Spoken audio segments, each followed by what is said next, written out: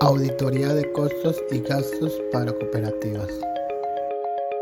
Realizar un examen exhaustivo en las cuentas de costos y gastos para determinar inconsistencias, errores contables y tributarios. Debido a su relación directa con las operaciones generales de la entidad, estas cuentas deben revisar y analizarse de manera simultánea con las cuentas del estado financiero que las genera. Es decir, el factor determinado de ingresos, gastos y costos debe estar debidamente definido y controlado en los diferentes rubros del balance auditado.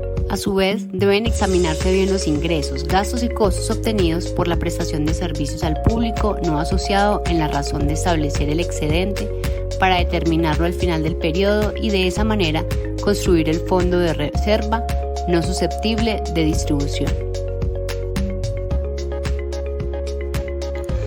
Una cosa importante para las cooperativas es que en la base del cálculo del 20% del total de los excedentes destinados a la educación formal se deben incluir el saldo de los excedentes obtenidos por la prestación de servicios a no asociados o a terceros.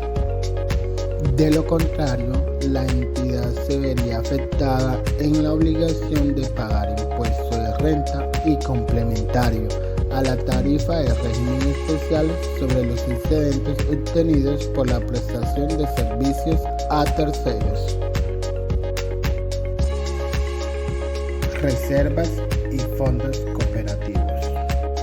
Al excedente neto obtenido se le debe aplicar lo dispuesto en el artículo 55 de la Ley 79 de 1998. Así, para compensar pérdidas de ejercicios anteriores si las hay.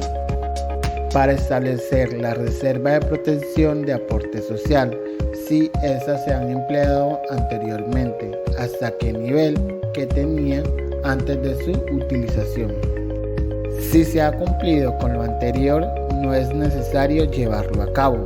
El reparto o distribución de excedentes netos se deben hacer de la siguiente manera, en aplicación de lo dispuesto en el artículo 54 de la mencionada ley.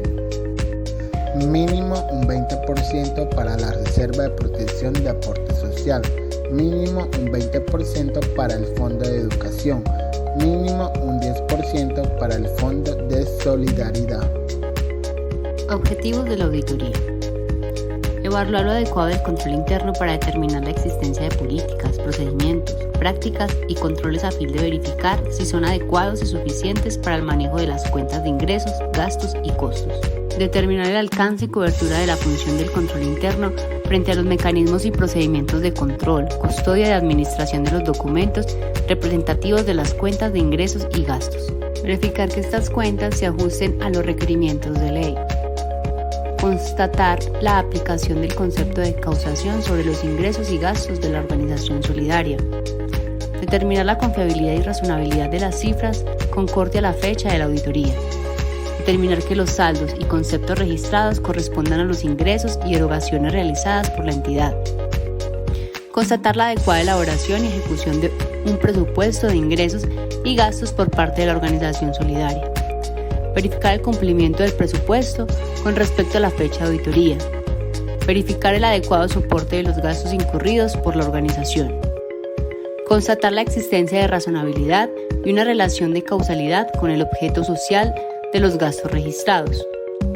Determinar que se encuentre registrada la totalidad de gastos y costos e ingresos que obtuvo la organización en un periodo determinado.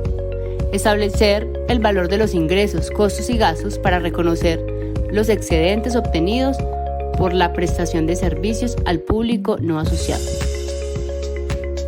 Con base en el estudio de las cuentas de ingresos, gastos y costos, el auditor deberá realizar y diligenciar el cuestionario de control interno, lo cual le permitirá establecer si la entidad sigue con los parámetros indicados por las normas legales vigentes de la cooperativa.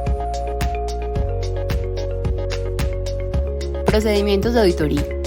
Solicitar, concorde a la fecha de auditoría, estados de situación financiera, estado de resultados, libros auxiliares de las cuentas de ingresos y gastos durante el periodo, presupuestos de ingresos y gastos, archivo de comprobantes de ingreso, archivo de comprobantes de egreso y costos, archivo de notas contables, tomar de manera ordenada para este punto las referencias de las clasificaciones detalladas en el manual, evaluar la posibilidad de extender o ampliar algunas pruebas sobre ingresos, gastos y costos de los manuales de procedimiento que pudiera no ser satisfactoria o adecuada.